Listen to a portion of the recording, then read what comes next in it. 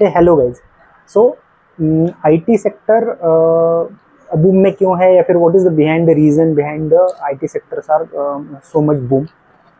तो इसके पीछे का पहले बैकग्राउंड समझ लेते हैं। जब कोविड आया था, कोविड आने की वजह से बहुत सारे कंपनियों का जो है बिजनेस स्टॉप हुआ था।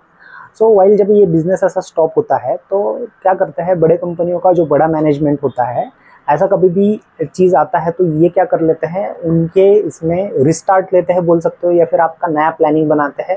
उसमें ये देख लेते हैं कि इसमें क्या ऑटोमेशन लाया जा सकता है, क्या इसमें कोई मैं मैन पावर या फिर आपका कोई चीज़ जो है कट डाउन करके उसमें मैं मेरे बिजनेस में इम्प्रूवमेंट ला सकता हूँ क्या। क्योंकि कई सालों से ये बिजनेस प्रोसेस चलते रहते हैं और ऐसा कोई एक चीज़ आता है तो ये कंपनीज थोड़ा सा उनके कंपनियों में इम्प्रूवमेंट्स लाने के लिए नए प्रोसेसेस लाने की कोशिश करते हैं।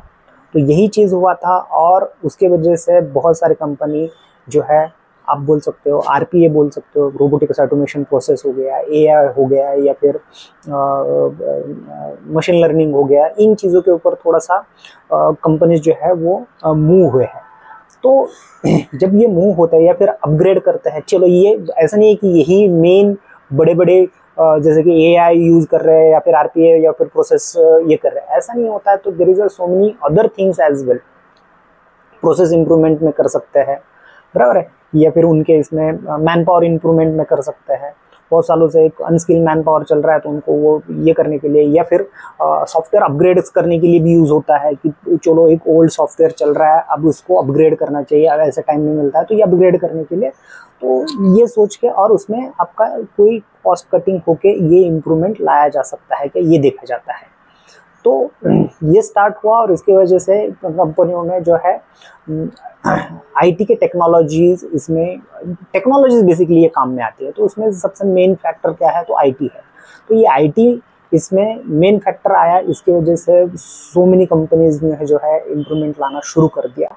ये पहला रीज़न हो गया इसके पीछे, जिसकी वजह से बहुत सारी कंपनियों में जो है आईटी में ओपनिंग्स निकलना शुरू हो गया। और ये जॉब जो होते हैं वो वर्क फ्रॉम होम भी आप कर सकते हो, इसकी वजह से भी आईटी में बूम आया था। ये फैक्टर था 2021 में का, या फिर आप बोल सकते हो 2020 और 2021 में का, बराबर है। अब 2022 में क्या हुआ, 2022 में देखा जाए तो बिजनेस स्लो डाउन होने की वजह से, यूरोप और ग्लोबल बिजनेस स्लो डाउन होने की वजह से वहाँ पे बहुत सारा रिसेशन चल रहा था।